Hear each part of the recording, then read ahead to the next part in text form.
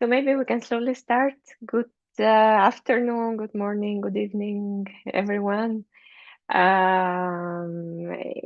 our great pleasure to have the kickoff of the third edition of our seminars this year with Johnny Giraldo. He is an assistant professor at Telecom Paris in France.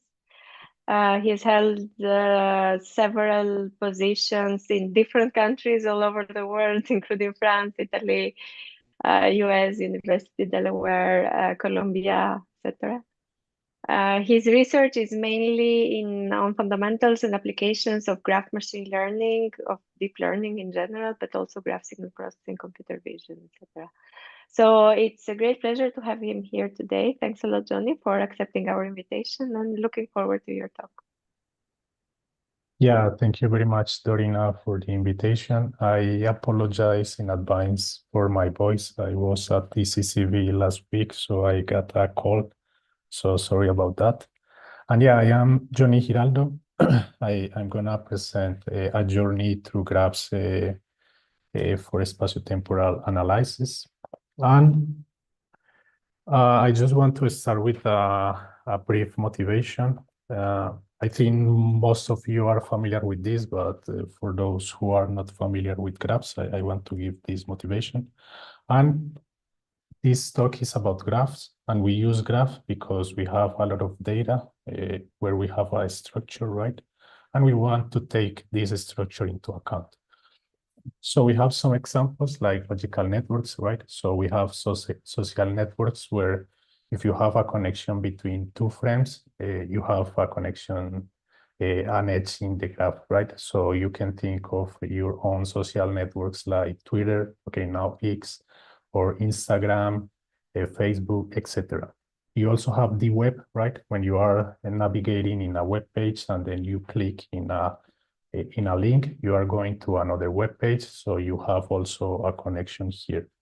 But we also have physical networks, right? Like sensor networks, and the internet itself is a physical network. Here, for example, in sensor networks, we are going to have some sensors physically placed, and then we are going to have connections there. And the internet is also a physical network because we are going to have some computers that are interconnected. Now, more recently, there has been an explosion in startups building on biology and chemistry, right? Because we can use graphs to model molecules and proteins. So the message here is that we need to take into account the structure that we have behind the data, right? But this seminar is not only about graphs, but also about spatiotemporal analysis. And I want to tell you a brief story on how I started my own journey in spatiotemporal analysis. Everything started on 2020, and you all know what happened in 2020, right? So I was at home in lockdown. I was doing my PhD in computer vision, by the way. And I was working like 14 hours per day because we didn't have anything else to do at that time without being able to get a proper haircut. And if you remember, at that time, we were seeing a lot of these pictures in internet, in media, in the newspaper, right? And there were a lot of discussions about the real number of COVID-19 cases that we had at some point in the world. So I got this intuition. This is not the plot that I saw at that time, but this is more or less the intuition that I had. If you look, this is a plot of the number of cases of COVID-19 at some point in time. And if you look, I mean, this is normalized by a million people. And if you look at this plot, you are going to notice that there is some smoothness. So if you look at the numbers on Europe, you're going to see that we have like a blue color that is more or less smooth. We have the same in South America. We don't have big changes. Also in North America. So I said, okay, I can use this prior assumption. I can use this smoothness to try to recover the true number of COVID-19 cases in the world. So at that time, I I started explaining people in YouTube how to recover cases of COVID-19 using machine learning on graphs. This marked the beginning and the end of my short career as a YouTuber, like with 100 views, maybe all of them from family. But fortunately, I also submit a paper to the, with some preliminary results to the International Workshop on Machine Learning for Signal Processing. I was our candidate, and then I was encouraged to continue working in this domain. So before entering into details, I want to give some basic definitions such that everyone is in the same page. So a graph is a mathematical entity where we have a set of nodes and a set of edges. We can represent the graphs with an adjacency matrix, that is a square matrix n times m, where n is the number of nodes. The degree matrix is a diagonal matrix where each element of the diagonal is the sum of the weights arriving to each node. We have the Laplacian, that is the degree matrix minus the adjacency matrix. And in graph signal processing, we talk a lot about graph signals. And a graph signal is a function that goes from the set of nodes to the real values, for one-dimensional graph signals. And then we can express this as a vector in Rn. So here I want to be sure that everyone understand. In graphs, we have the graph structure, this is something, and we have the graph signal that is living on top of this graph. So you can think of a sensor network, for example. So the placement of the sensors are, this is giving us the graph, right? And for example, if we are sensing temperature or other variables, this is gonna be the graph signal. Now we are gonna be talking also about time-varying graph signals. And a time-varying graph signal is, you can think of this as a time series that lives in the graph. So we can represent this as a matrix n times m, right? Where m is the number of time samples that we have. So if we look at a graph signal xs at some instant of time, this is gonna be the graph signal living in the graph at that time step, right? We are gonna be talking also about the temporal difference operator, that is this matrix here. And this is interesting because when we multiply x times d, we are gonna have like this matrix where we have the current graph signal minus the previous one. So you can start to think that if you have some smoothness also in the temporal domain, this difference is gonna be small. So in this talk, I'm gonna be talking about two tasks, reconstruction and forecasting. So I'm gonna start with reconstruction, and to define this problem, I'm gonna show this picture. So here we have a time varying graph signal, right? Where we have the graph and the colors represent the signals living on the graph, right? And we have several time steps. And then the black nodes are the nodes where we have missing values. So what we want to do is that with this information that we have, we want to reconstruct as better as possible the original time varying graph signal. So, okay. Now the first paper that I'm gonna present here is this paper, Reconstruction of time varying graph signals via Sobolev smoothness. It was published on IEEE Transactional Signal and Information Processing of Networks in 2022.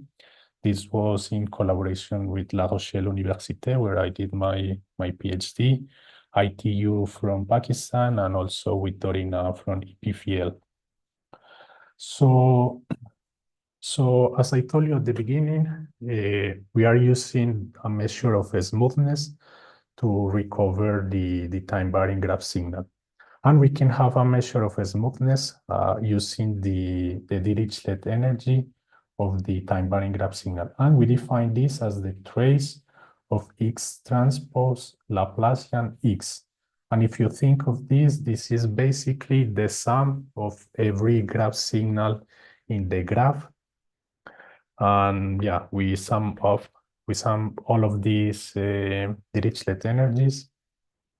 And in 2017, Q et al., they found that in real-world data, x times the temporal difference operator exhibits better smoothness properties than x alone.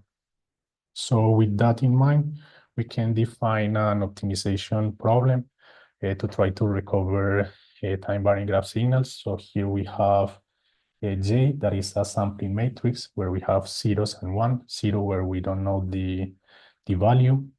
X tilde is the time-varying graph signal that we are reconstructing. Y is the elements where we know the values, and then we compute the Frobenius norm of this. So you can think of this as a mean square error function as you use in machine learning. And then we also have this regularization term where we have the prior assumption that the temporal difference operator, I mean the graph signal that we are reconstructing times the temporal difference operator is smooth in the graph. So we have this prior assumption. And for our work, I got the following intuition. If you look at the Laplacian is a positive semi-definite matrix. And if you compute the condition number of the Laplacian, you are going to take my maximum eigenvalue over minimum eigenvalue. So you are going to get not a good condition number. Of course, computing the condition number for the whole problem is not that straightforward, but this is the intuition that I had. And if we want to, I mean, why we want to improve condition number? If we have a convex optimization, a convex problem, and we solve this problem using some gradient descent algorithm, and if we have a good condition number, we have like the convergence is smooth, right? In the opposite, if we have a nil condition problem, the convergence is more erratic. So we have this in mind, and we want to improve the condition number of this optimization problem. And what we did was to propose this optimization problem. Here we have the same error term, like the mean square error. And here we have what we call the Sobolev term of the time-varying graph signal. And we use indeed the Sobolev norm of graph signals, and we extended this to time-varying signals, and we have this. So if you look here, we have the same x times the temporal difference operator. We have the Laplacian plus epsilon identity. And if you look, this is very similar to Tikhonov regularization, where when you have epsilon strictly greater than 0, this matrix is not positive semi-definite anymore, but positive definite. And we have also this beta. So indeed, I try to compute the closed form solution of the condition number for this optimization problem, but it wasn't very straightforward. I mean, the path that I follow, I end up with an unsolved problem on mathematics, so I wasn't able to get like a closed form solution, but I got some bounds. And this is the main theoretical result of this paper. This is informal. If you want to see the details, you can go to the paper. But basically, if we have the Asian associated to our Sobolev problem and the Asian associated to the Laplacian problem, we have the following. The upper bound of the minimum eigenvalue for the Asian associated with our model is looser under some conditions than the corresponding upper bound of the previous method, which may favor better condition numbers for this Sobolev problem. This is because if the minimum eigenvalue, if the upper bound is looser, I mean, this is going to be greater. And then when you do the division between maximum and minimum, you are going to get a smaller number. So this is more or less what we want. But another conclusion of the theorem is that if we increase epsilon a lot, our condition number also increases, which is not good for convergence. So this is the theorem. We tested this algorithm in several data sets in COVID-19. This was the original motivation, but we also tried this in sea surface temperature. This is a data set in the Pacific Ocean. We also try in the next paper that I'm going to present, ESW06 experiment. This is a data set that was collected by some universities in the US, where they deployed some sensors underwater, and they were collecting environmental information and also acoustics. We also run experiments in synthetic data. We also run in one PM 2.5 concentration dataset in California. This is a dataset of air pollution, one dataset from an Intel lab. This is a dataset also of temperature. And we conduct experiments with different percentages of missing data. We have like random sampling, but we also have entire snapshot sampling. And here we are trying to simulate the case where at some instant of time, the whole network stopped working. So now these are the results. Here we have the results for the synthetic graph signals. So here we have a root mean square error. We see that when we increase the sampling density, we reconstruct better. Here we have an experiment seeing how robust is the method to variations in noise, right? So we see that we are robust. And here we see how our algorithm behaves when we change the smoothness. So when we increase alpha, we have less smoothness. So I mean, we have worse results because we don't have, I mean, our prior assumption now is less true. But in any case, we are better than the other methods. And here we are showing, I mean, this is to prove our theorem. So here we have the condition number. So this is the condition number of the Hessian associated to the Laplacian problem. This is the red line.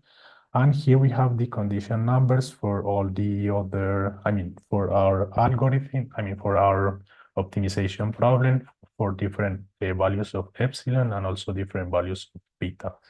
This plot is incomplete because if we continue increasing epsilon, at some point, this starts to increase again. So here we have some real results for COVID-19 global cases. So here we have for random sampling. Here we have for entire snapshots sampling. So the case where we have some instance of time where we don't have the graph signal. Here we see the convergence rate, I mean the convergence comparison between our model, that is the blue line, against the previous method, that is the red line. And here, this other experiment, we show how, I mean, the change in the error against epsilon, and we also look at how many iterations we need for the optimization algorithm to converge. So we see that when we increase epsilon, we reach a point where we have a good reconstruction error. But if we continue increasing, we lose performance. And this is, I mean, what we are doing physically is like we are adding self loops, right? And if epsilon is big, I mean, we are going to make these connections very strong. So at some point, we are going to lose our graph structure. So we don't want epsilon, a very big epsilon in any case. Here we have like a summary of the results for all data set, for random sampling, for the entire snapshot sampling. We compare with different methods in the literature. We see that in red, we have the best performance. We have a very competitive results, but this is 2022. So at that time, the algorithm was quite competitive. So now we are gonna move to the second paper that I am gonna present today, that is called Gegenbauer Graph Neural Networks for Time Varying Signal Reconstruction. This was published on IEEE Transaction on Neural Networks and Learning Systems. The first author of this paper is John Castro, that is a PhD student at the University of Delaware. And we have a previous publication in ICASP last year.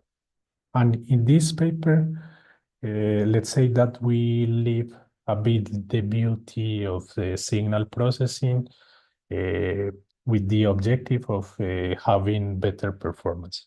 So we can explain less, but we have better performance. This is a trade-off. So before jumping into the details, I want to give a very quick introduction to graph neural networks in 2 slides. So to define a graph neural network, we need to define first a graph filter, right?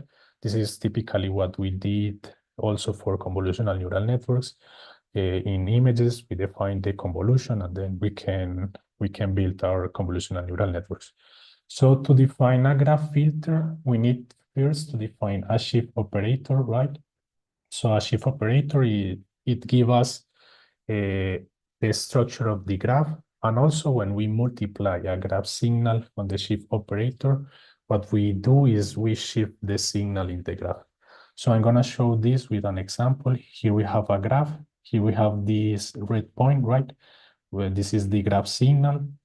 And we have the shift operator to the power of 0, right? So this is the identity. So we have this graph signal. When we add another shift operator, we are gonna shift the signal to the neighbor of this first node, right? Then we add a new one, so we shift again we are going to the neighbors of the neighbors. And we can continue like this, and we can define a graph filter as a polynomial in the shift operator. But in practice, we cannot have infinity sums. So we can define a graph neural network. This is the signal processing fashion as follows. We have a graph signal, then we have our graph filter, we have our non-linearity, and then we continue like this. We can put several layers, and then this is how we build our graph neural network. The machine learning people add some linear projections after each graph filter to improve performance. So this is a graph neural networks. So what we did in this paper is we try to solve the same problem of reconstruction. So here we have a graph, here we have the Laplacian representing this graph, and we have a time-varying graph signal. So you can see here we have some values, and the white values are the values where we don't know the graph signal. And here we are gonna try to solve this problem using a graph neural network. And for doing that, we define what we call the Gegenbauer graph neural network, where we have an autoencoder architecture. So we encode our time-varying graph signals to a latent space, and then we decode to get the original graph signal. And if you look at the loss function, is exactly the same as what we were using for the other paper. So here we have the root mean square error, right? And here we have the Sobolev smoothness step. Why is this relevant? This is relevant because this is the first study that successfully leverages graph neural networks for the reconstruction of time-varying graph signals. Some people tried before with regular GCNs, the graph convolutional network of Keith and Welling, and they fail. And I know they fail because I also try, and we weren't able to get good results. Some people also tried before with unrolling networks, but the results are very similar to what you get with the regular optimization techniques, right? Because you are training a neural network to solve the optimization problem. And also we propose a new graph convolutional operator based on the Gegenbauer polynomials. And thus this is a generalization of the well-known Chebyshev graph convolutions that were proposed by the group of Professor van der Geest. Now, this is the Gegenbauer layer. So we have the time varying graph signal or the previous the output of the previous layer, and we have a cascade of filters, right? So in the first branch of this cascade, we have, this is basically an MLP, right? Then we have the first, I mean, we have a polynomial of degree 1 and so on. We define alpha, no, sorry, this number of branches. This is a hyperparameter of the graph neural network. Then we have some nonlinearities after this that we miss in the plot. And then we have some coefficients that are parameters of the graph neural network. So we learn these coefficients. And at the end, we have a linear combination to come back to a single signal. So this is the Gegenbauer layer. And these are the results. Here we have the results for SW06, the data set that I told you that was collected close to New York, PM 2.5 concentration, sea surface temperature, and Intel lab. And here we have a summary of all of the results. Again, we have a Gegen GNN at the end. We have competitive results. Here we compare with some graph signal processing methods, these three first one. And then all of these, the following, GCN, after GCN, all of these are graph neural network based. So you see that indeed the graph signal processing methods are quite competitive. But yeah, here, I mean, to get these results, we had to optimize a lot the hyperparameters of the graph neural network. So here we have some ablation studies. This is to show empirically why the choice of the Gegenbauer polynomials. So here we have the parameter alpha. This is a parameter of the Gegenbauer polynomials, such that when alpha is equal to 0, we recover the Chebyshev polynomials of the first kind. So the Gegenbauer polynomials are a generalization of the Chebyshev polynomials. And we see that for all data sets, when we have a different value of alpha, we get the better results. And here we have another ablation study where we look at all the terms that we have in the loss function. So we have the mean square error, we have the regularization, we have the temporal difference operator, and we have epsilon. So you see that every time we add a new thing to the loss, we improve the performance of the reconstruction. And by the way, the complexity of this graph neural network is the same as in Chebyshev convolutions. That is, this is the degree of the polynomial times the number of edges in your graph. And we can also compute these coefficients with a recursive formulation as in the Chebyshev.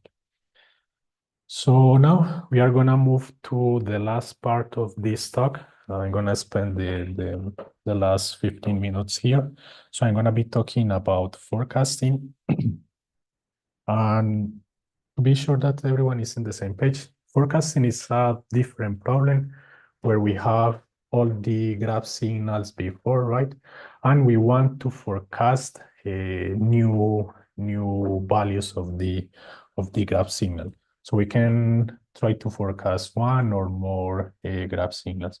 So with this information, what we want to do is to, again, recover or forecast future values. So it's similar to reconstruction, but is not the same problem. And here I'm going to present our recent work on continuous product graph neural networks. This paper was accepted at NeurIPS. I'm going to try to attend if I get the visa on time. And this work, the first author of this work is Aref Einizadeh, that is a postdoc working here at Telecom with me. And this is in collaboration with a colleague from Central Suplec and INRIA. And yeah, this work was supported by HiParse. So in this paper, we have two concepts. We have product graphs and we have continuous GNNs. So I want to try to answer first to the question of why product graphs. We use product graphs because with this we can model some spatiotemporal analysis tasks. And you can see this from here. For example, here we have two-factor graphs, right?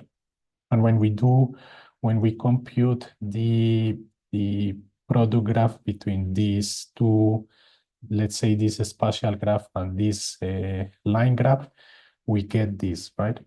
So the whole stuff is what we call the strand product, right? But if we focus only on the blue edges and the red edges, we get the Cartesian product. And in this paper, we only work with the Cartesian product.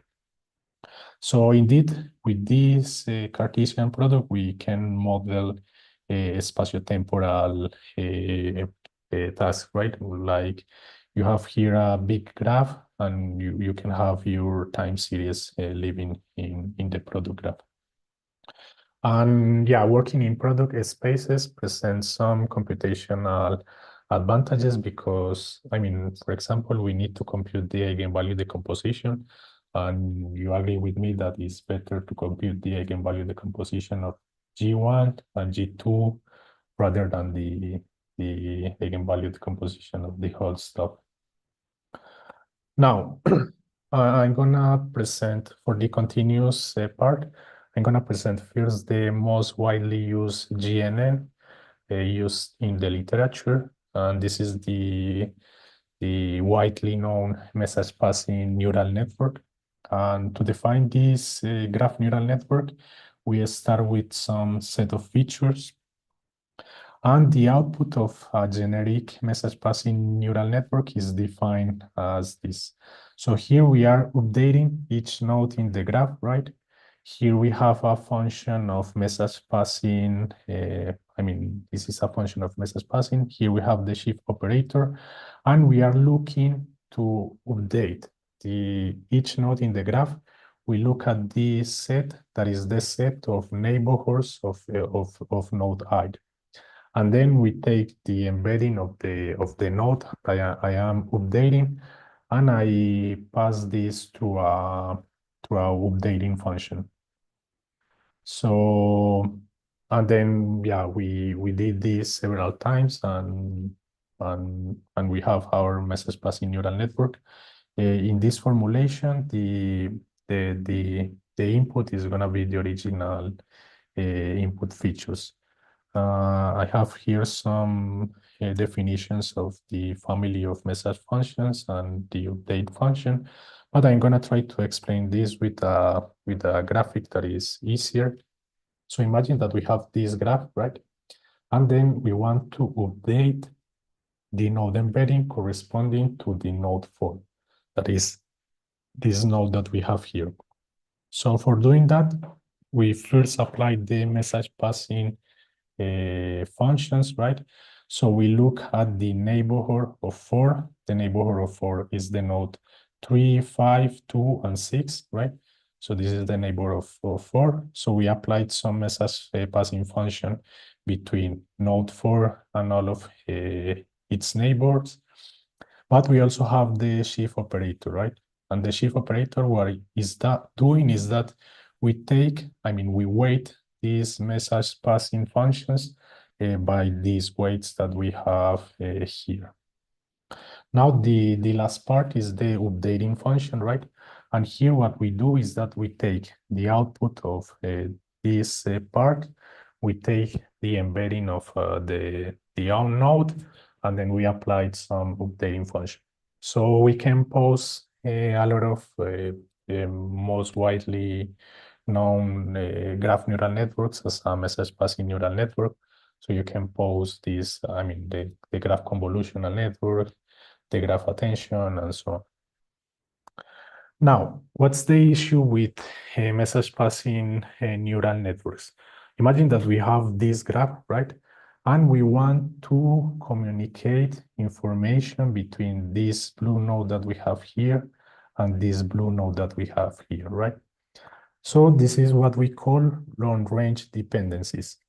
So as you already know, if we use the message passing neural network, we are going to start sending messages from one node to the other, and we need as much layers as jumps we need to reach the other node. So indeed, you can quickly realize that the number of messages that you send start to grow exponentially, right? And this is a problem if we have this kind of topologies where we have what we call bottlenecks, because what you need to do is like this exponentially amount of information should be compressed through these bottlenecks. So what happened in practice is that the influence that this node has over this node decreases exponentially with the number of layers that we have. This is what we call the oversquashing phenomenon in graph neural networks, but we also face what we call the oversmoothing phenomena. And this is the problem where when you aggregate many layers, the embeddings, the embeddings that you have start to behave the same. They start to be the same. And then you lose all the discriminative power that you have in GNNs. And if you want to know more about this topic, I published a paper on CIKM last year where I showed that there is a trade-off between oversmoothing and oversquashing in deep graph neural networks. Basically, from a topological point of view, if you try to solve one of the issues, you are going to make the other worse, and vice versa. And then this brings us to the question, why we want to use partial differential equations on graphs. And people have shown that, for example, here we have a manifold and we have a signal living on the manifold. And here we have the, the solution to the diffusion equation, right, on this manifold. So you can see that we start to diffuse the information and we end up with a constant signal. Oh, sorry.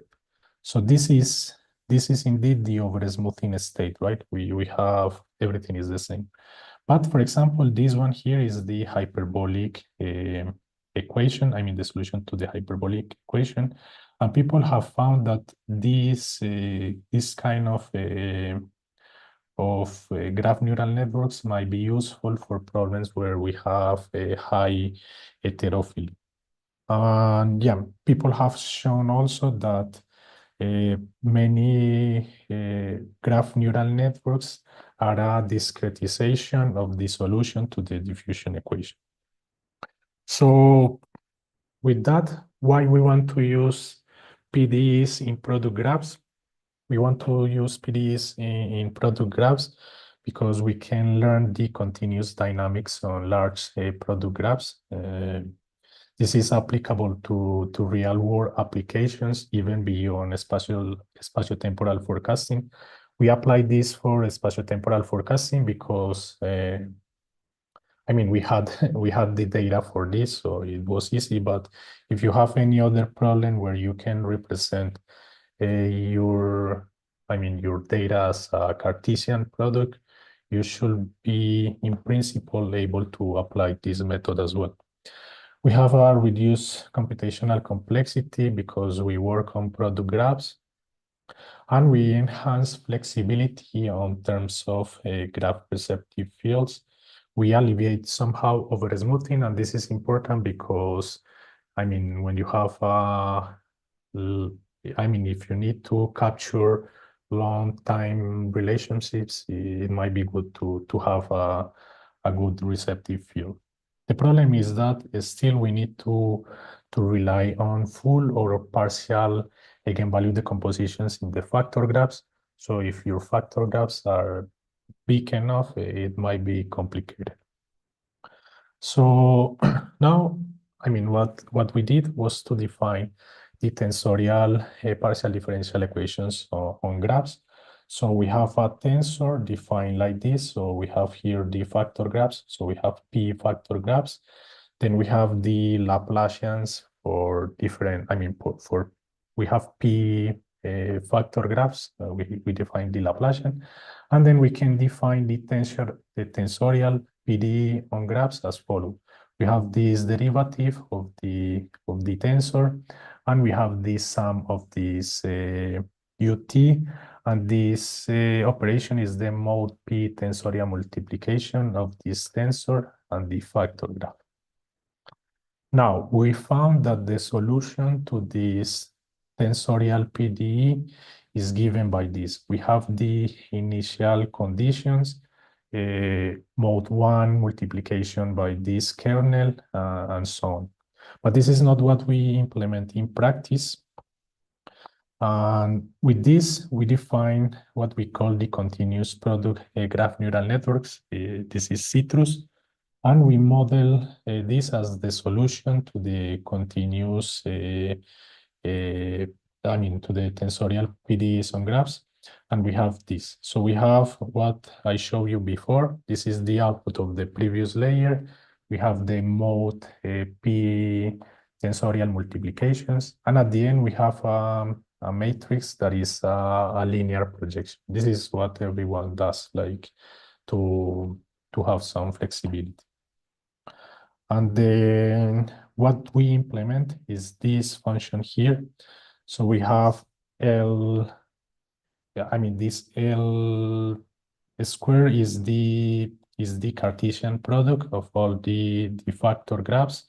We have UL, and this P plus 1 is the matricization of this tensor. So this is like a generalization of the vectorization operation in vectors. So at the end here we get a matrix, and then we have our linear projection. And if you want to see this more graphically, so here we have an example. Here we have 3 factor graphs, L1, L2, and L3. This is our product graph. Here we have our tensor. So what we do is that we take this tensor, we do a P mode P tensorial multiplication with this kernel, and this is how we define our graph neural network. And in practice, I mean, in the code, this is what we implemented. And I mean, when we can use few eigenvalues to represent the Laplacians, this offers some computational advantages, and we can implement Citrus as this. Here we have the matrix of eigenvectors. Here we have the P plus 1 matricization of the tensor. And here we have, this is related to the eigenvalues of the factor graphs, and also to the kernel that we defined, the epsilon, the exponential minus t. And this is pointwise multiplication. And this is interesting because, I mean, if you do partial eigenvalue decomposition, the computational complexity reduces to this, right? I mean, if you do full eigenvalue decomposition, the complexity is going to be the sum on the product graphs, NP cubic, right? But if we compute only K eigenvalues, we end up with this. And in practice, we saw that with very few eigenvalues, we obtain good results.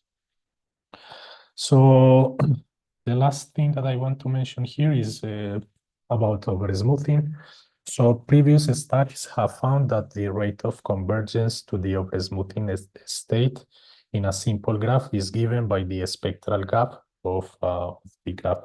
The spectral graph is related on how easy it is to disconnect a graph into two clusters. So this is more or less related to the sparsity of the graph. So intuitively, having sparse graphs slows the convergence to the stationary to the over-smoothing state. And you can think of the degenerated case where we don't have any edges. So our GNN becomes a regular MLP, right? So we don't have over-smoothing. And in citrus, we have the following. This is the main theorem of over-smoothing. If we consider a product graph with domain-specific receptive fields in the IT factor graphs, under some conditions, we have this. This is the Dirichlet energy of the input, right? And we have this exponential here. And this is very similar to what we have in regular graphs. But the difference is that now this convergence also depends on t. And yeah, here lambda tilde, it depends on the spectral gaps of each factor graph, and t is related to the t's that we define for the kernels. So yeah, notice that now the convergence to the over-smoothing state also depends on t, and indeed we have that when we have a infinity number of layers, the Dirichlet energy exponentially converges to 0 when we have this condition here. And indeed, here we have a better control over the over-smoothing state because we can play with the t value. But in practice, we don't, I mean, this could be set as a hyperparameter, but we set, I mean, these are learnable parameters of citrus. So we learn the t's from data. I suspect that continuous GNNs might help us to navigate the trade-off between over-smoothing and over-squashing because there is a relationship there. Maybe Arif agrees with me. I think we might find like an interval where we can choose a T that make us robust to these two issues. So we tested this algorithm in in traffic networks and also in weather networks. These are the results. So we have citrus here. H is the number of horizons that we want to forecast. So of course, if you want to forecast more horizons, this is more difficult, right? But in general, we have good results. This is more, I mean, we can see this better for the longer horizons. We compare this against several methods. These are signal processing methods, and these are these are machine learning methods. These are graph neural network methods, and this method here, this is this is another graph neural network that is based on product graphs as well. So the results are more or less consistent in the two data sets. And yeah, so to conclude, I think the main takeaways of this is that classical graph algorithms and GNNs offer a powerful tool to process spatiotemporal data. The algorithms that I presented here for reconstruction and forecasting are useful when little data is available and hard to obtain. For example, the SW06 experiment cost millions of dollars just to collect some months of data. And the SW06 also contains some acoustic data, and we want to use graphs to process the different modalities. The Cartesian product is useful to model spatiotemporal signals as I show you in Citrus. Continuous GNNs alleviate the main issues of regular GNNs to capture long-range dependencies. This is regarding over-smoothing. And Citrus is quite efficient if the number of nodes of each factor graph is not very high, because we require the partial eigenvalue decomposition. And yeah, just to finalize, Citrus is part of the broader field of physics informed learning on graphs that is an emerging field on machine learning on graphs. So yeah, I just want to acknowledge my funding sources, l'Agence nationale de la recherche, Paris, the Institut Polytechnique de Paris, and also to my collaborators. This is not an extensive list, but I hear some of them. So thank you very much, and I would like to take some questions if you have. Thank you, Johnny, for the presentation of this interesting work. So we can start with the questions. We have already quite a few on the chat. Yeah. I'm not sure if you can see it or you want me to read them. Yeah, I am reading. Yeah. Jen Chung. Here you assume the graph is static for all graph signals over time. Would it be more appropriate to assume the graph is also time varying, at least for some datasets? Yeah, it's true. Indeed, I think this is related to the first part of the talk, and indeed for the second one as well. Here we assume the graph signal, the graph is static, so the graph doesn't change. And I think this might be useful I mean, I have seen, I was reviewing a paper where people are starting to try to extend all of these methods to dynamic graphs. But yeah, these methods, all of them are only for static graphs. So this one and also the Citrus is also for static graphs. Now, Amir, John, on slide 14, 14 here, yeah. So, bro, what's the root cause of the observation that the out signal to noise ratio gets saturated as? Yeah, okay. I think the question is why we get this plateau, right? Yeah, here at the end, what we get is that we don't have a noise. I mean, if you increase the signal to noise ratio, you have less noise. Yeah, that's the now the next one. Can you explain what's the condition number?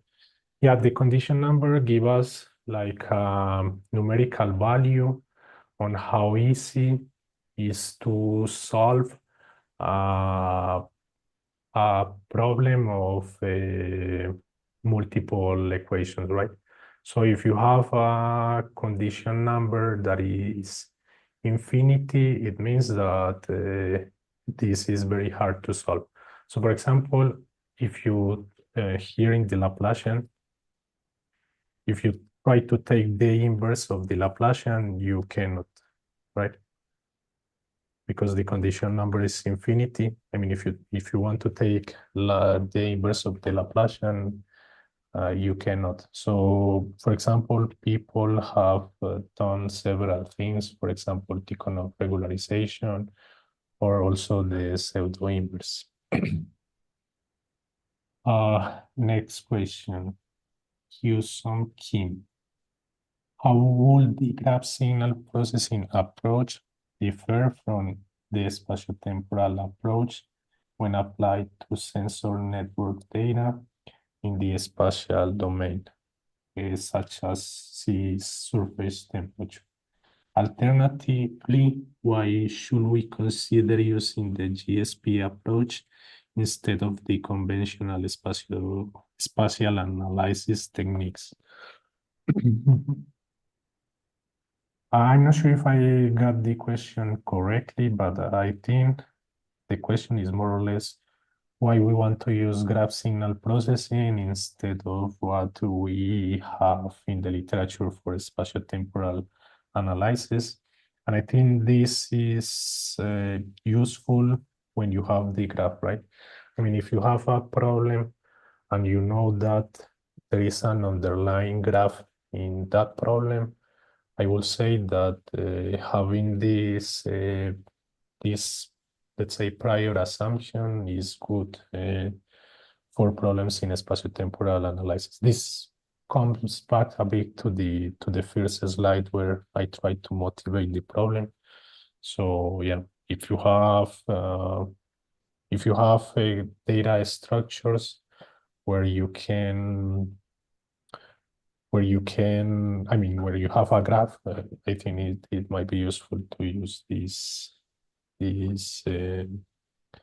this kind of techniques. I mean, not only graph signal processing based, but also machine learning based. Carson Fung, can you give some intuitive reason Gegenbauer graph neural network will well? I'm not sure I understood. As you said, the Gegenbauer polynomial is okay, yeah. This question is a bit hard. And indeed, the idea of the Gegenbauer polynomial, this came from the PhD student, and I don't have a theoretical answer to this question. I mean, indeed, Gegenbauer polynomials, they share some similar characteristics with the Chebyshev polynomials. They are orthogonal, but they have been used like in different fields. The only answer that I have for this question is this ablation study. I mean, this is an empirical, empirical results where we show that the Gegenbauer polynomials seems to work better than the Chebyshev for this specific problem.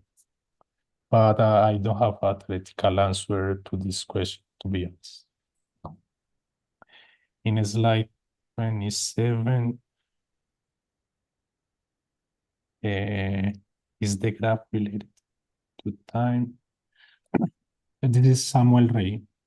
In slide 27, is the graph related to time? The factor graph G2, a directed graph. I don't remember exactly the specificity of this, but this is a line graph, and if I am not mistaken, this is a directed graph. But it could be also, no, sorry, this is an undirected graph. Both G1 and G2 are undirected graphs. Next question, Antonio Giganti. Thanks for the presentation. Is this possible, and how to integrate future information, weather forecast in the STGNN forecasting procedure? Yeah, for example, if you want, I think we did this in another work with Arif. For example, if you want to incorporate like the new, I mean, there are, for example, if you want to forecast multiple horizons, you can use your graph neural network. You embed and then you do like a linear projection, right? To have as much as horizons you want to forecast. But you can also have like a recursive formulation where you use the output of the, I mean, you apply to your graph neural network, you get an output, and then you can have like, you can include this new output as the input of the graph neural network again to reconstruct future values. So these are two ways that I think now you can include this. I'm not sure if I got your question correctly, but I mean, Well, if the person is online, we can continue the conversation. yeah. Feel free to unmute yourself. Okay, yes, thanks. It seems so. Now I continue. Chen-Fei Peng. What's the mathematical relationship between Chebyshev polynomials and Sobolev term? Yeah, I think maybe there is a confusion here. Yeah, these are two different things. The Sobolev norm, the Sobolev norm where you have a graph that is undirected. Yeah, when you have a graph that is undirected, you have that the Sobolev norm is equal to x Laplacian plus epsilon identity to the power of beta x, right? This is the Sobolev norm. But the Chebyshev polynomials are completely another topic, and we use these Chebyshev polynomials to compute these coefficients that we need here for the graph neural network layer. So we have Gegenbauer polynomials here and the Sobolev term here for the loss function. When we add this Sobolev loss function, we also somehow assume that the graph signal is smooth. In your first theorem, did you find the supremum or just the upper bound? Yeah, this was 2 years ago, but yeah, it was the just an upper bound. And I don't remember which. I used another theorem that I don't remember now. But yeah, these are an upper bound, just an upper bound. If you want to discuss more, we can discuss maybe through chat, through email maybe, because yeah, this is a more involved question. Now, Sina. Sorry if I am not pronouncing well your names, guys. In continuation to slide 27,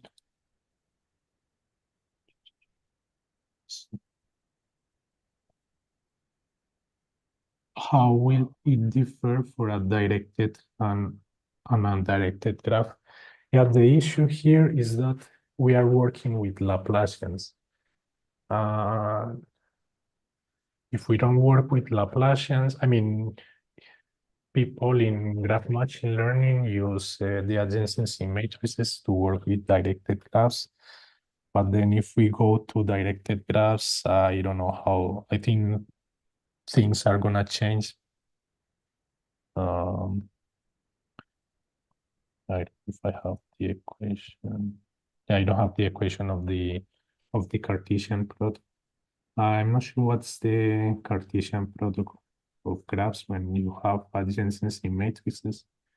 I think it's the same, but I cannot be sure, and I don't want to say something wrong.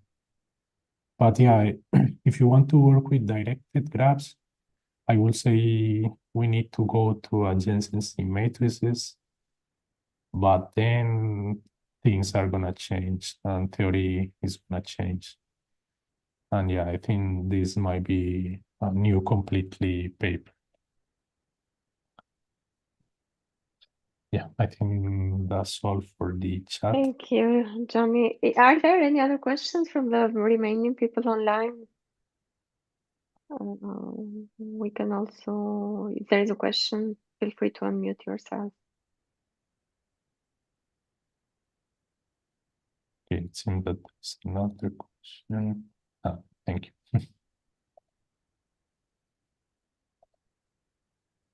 Okay. Well, if